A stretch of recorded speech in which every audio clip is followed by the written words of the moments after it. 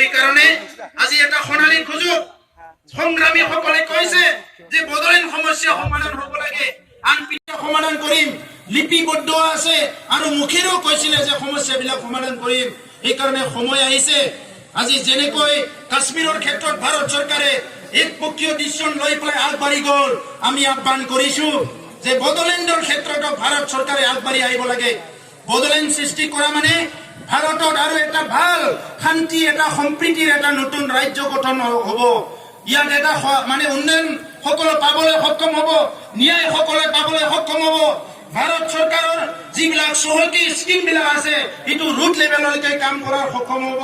এই গোটেই সম্ভৱ হ'ব যেতিয়া বড়োলেণ্ড সৃষ্টি হ'ব। আৰু বড়োলেণ্ড কোনো জাতি জনগোষ্ঠীৰ বিৰোধী নহয়।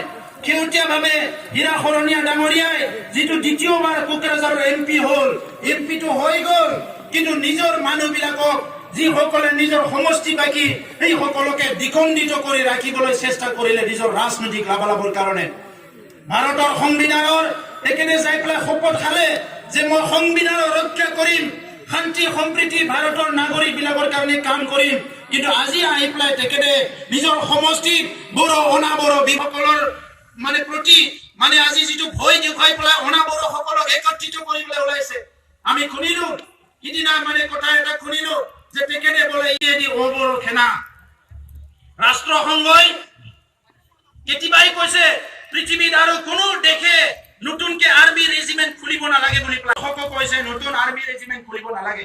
আমিও দাবী কৰিছিলো অসম ৰেজিমেণ্ট, নাগা ৰেজিমেণ্ট আছে যদি বড়ো ৰেজিমেণ্টও লাগে। ভাৰতৰ অফিচাৰ বিলাক হলে আমাক পৃথিৱীত আৰু নতুন ৰেজিমেণ্ট খোলা নহব। যদি পৃথিৱীত আৰু নতুন ৰেজিমেণ্টে খোলা নহয়, কোনো সেনাই খোলা নহয়, এই ভাৰতৰ ভূখণ্ডতে BTAD অঞ্চলত শৰণীয়া আজি ভাৰত ৰাষ্ট্ৰই কিন্তু চাব লাগিব, অসম চৰকাৰে চাব লাগিব কেনেকৈ চৰকাৰী মানুহ এজনে সেনা খুলিবলৈ ইয়াতে ইমান সাহস কৰিছে। ইয়াত ভাৰত চৰকাৰ লাইসেন্স আছে নেকি?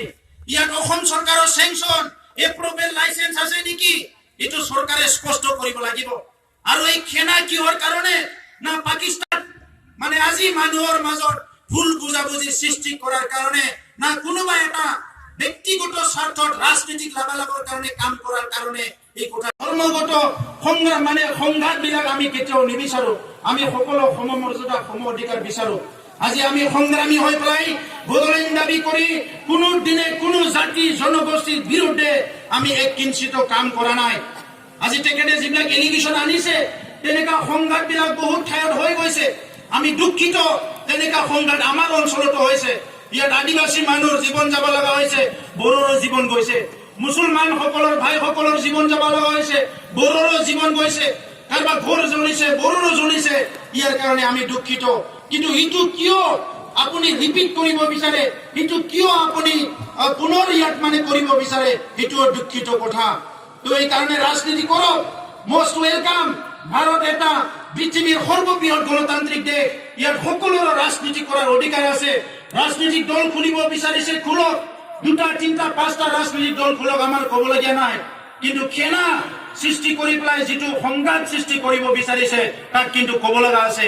যি অঞ্চল আজি ভাইলেন্সৰ মানে গৰাহত আজি 50 বছৰ কটাব লগা হৈছে, যি অঞ্চলত আজি আমাৰ ল'ৰা ছোৱালীয়ে ভাল শিক্ষা পাবলৈ সক্ষম হোৱা নাই, ভাল বিদ্যালয় নাই, ইয়াতে ভাল কলেজ নাই, মহাবিদ্যালয় নাই, ভাল এখন ইউনিভাৰ্চিটি নাই। আজি বড়োলেণ্ড যিটো ইউনিভাৰ্চিটি যি সমস্যা আছে এই সমস্যাক লৈ পেলাই হীৰা শৰণীয়াই কোনোদিন মাত মাতা নাই। ইয়াত CIT আছে, ইঞ্জিনিয়াৰিং কলেজ আছে, ছাবজেক্ট নাই, প্ৰফেচাৰ নাই, প্ৰিন্সিপাল বিলাক আছে নে নাই, এইবিলাক কোনোদিন হীৰা শৰণীয়া ডাঙৰীয়া ইয়াত মাত মাতা নাই। হাজাৰ হাজাৰ নিবনুৱা আছে। আজি চেন্ট্ৰেল সাৰ্ভিসত এমপ্লয়মেন্ট দিব লাগে, ইয়াৰ কাৰণে মাত মাতিব লাগে। ষ্টেট সাৰ্ভিসত এমপ্লয়মেন্ট দিব লাগে, ইয়াৰ কাৰণে মাত মাতিব লাগে। এই অঞ্চলত ইণ্ডাষ্ট্ৰি আহিব লাগে। সেলফ এমপ্লয়মেন্ট হোৱাৰ কাৰণে ভাৰত চৰকাৰৰ বহুত যোজনা আছে, এতিয়া স্কিম আছে, এইবিলাক ইমপ্লিমেন্ট হৈছে নে নাই এইবিলাক চাব লাগে। কিন্তু ইয়াত এটাও শব্দ মাত নামাতে। হস্পিটালত ডক্টৰ আছে নে নাই, স্কুলৰ অফিচাৰ আছে নে নাই, এগ্ৰিকালচাৰত খেতি পথাৰত কি হৈছে, ইৰিগেশ্যনত কি হৈছে, এইবিলাক চাবলৈ আজি ৰাজনীতিক নেতাবিলাকৰ সময় নাই। খালি সংঘাত সৃষ্টি কৰাৰে ব্যস্ত। ইয়াতকে দুৰ্ভাগ্যজনক আৰু একো হ'ব নোৱাৰে। এইকাৰণে মই তেখেতক আহ্বান জনাইছো, দ্বিতীয়বাৰৰ কাৰণে MP হ'বলৈ সুযোগ পাইছে, এই সুযোগটো আপুনি লৈ পেলাই সমাজ উন্নয়নৰ কাৰণে কাম কৰক। সমাজ আগুৱাই যোৱাৰ কাৰণে কাম কৰক কিন্তু হিংসা সৃষ্টি কৰাৰ কাৰণে খেনা সৃষ্টি কৰি পেলাই সংঘাত আৰাৰ কাৰণে কাম কৰিলে আপোনাৰ কোনো সহযোগ কৰিব নোৱাৰিব আৰু এই অঞ্চলত বসবাস কৰা বিভিন্ন জাতি জনগোষ্ঠী ধৰ্মৰ আমাৰ ভাই দাদা সকলক মই আই বাই সকলক আহ্বান কৰিছো আপোনালোকে বিবেচনা কৰি চাওক যি অঞ্চলত আমি বসবাস কৰো এই অঞ্চলটো আমি এটা হিংসা জৰ্জৰিত অঞ্চল কৰি ৰাখিম এটা সংঘাতৰ এটা পৰিস্থিতিত ৰাখিম এটা ঘৃণা আৰু মানে এটা ঘৃণাৰ মাজত আমি ৰাখিম না আমি এটা মানে দুৰ্যোগৰ মাজত ৰাখিম না আমি শান্তিৰ মাজত ৰাখিম এইটো আপোনালোকে বিবেচনা কৰক আমাক শান্তি লাগে তো মই এইটো আহ্বান কৰিছো যে আমাৰ সংগ্ৰাম চলি আহিছে চলি যাব যিমান শ্বহীদ হৈছে যিমান আজি পুলিচ মিলিটাৰী হাৰাশাস্তি হৈ গ'ল কোনোদিনে বদলেন সংগ্ৰাম থমকি ৰোৱা নাই আৰু থমকি নৰয় যেতিয়ালৈকে স্থায়ী সমাধান নহয় তেতিয়ালৈকে থমকি নৰয় এইখিনি সময়তে বদলেন গোৰ্খালেণ্ড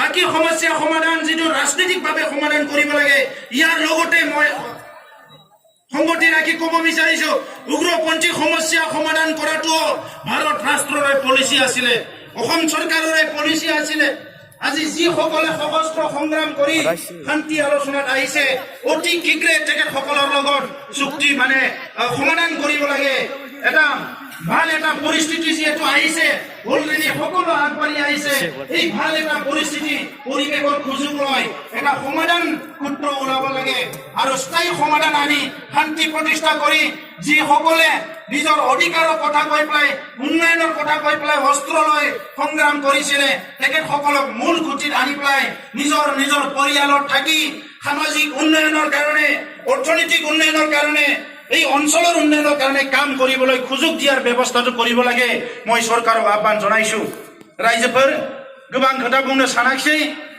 बयबो मिथिखागौ सोमावसारनाया सोलिगासिनो दङ आरो सोलिबाय थागोन बेवहाय गोनो गोथो गैया नाथाय समाजखौ मोजाङै लाखि अनलायनानै संसार जा दावसा दावस्रिफोरखौ बारा जोङो बरायनाङा जोङो हारियाव जेसेबां हायो खौसेथि लाबोनायनि थाखायसो बयबो नाजानांगोन मानोना बयबो मिथिगौ खौसेयानो गोहो बै समाव बेनिखायनो सोमावसारगिरिफ्रा बुंदोंमोन बड'स अफ दा वर्ल्ड इउनाइट क'क्राझारनि नङा चिरांनि नङा कासिकट्रानि नङा आसामनि नङा बेंगलनि नङा बांलादेश नेपालनि नङा सारा मुलुगनि बर'फ्रानो खौसे जानांगौ होननानै स्ल'गान होदोंमोन नङा होमबा होसिख्रावदोंमोन आरो 50 बोसोर होसिख्रावनानै दाबो बे खोथाखौनो जुदि जों बुजियाब्ला बिनिख्रुइ दुखुनांथाव आरो जेबो थानाय नङा दा नंखायनो बयबो जाहाथे जों खौसेखौसो बरायगोन गोनो गोथो जानो नाङा आरो मालाया बुंनाय बायदि मालाया षड़यन्त्र खालामनाय बायदि जोङो मालायनि षड़यन्त्रआव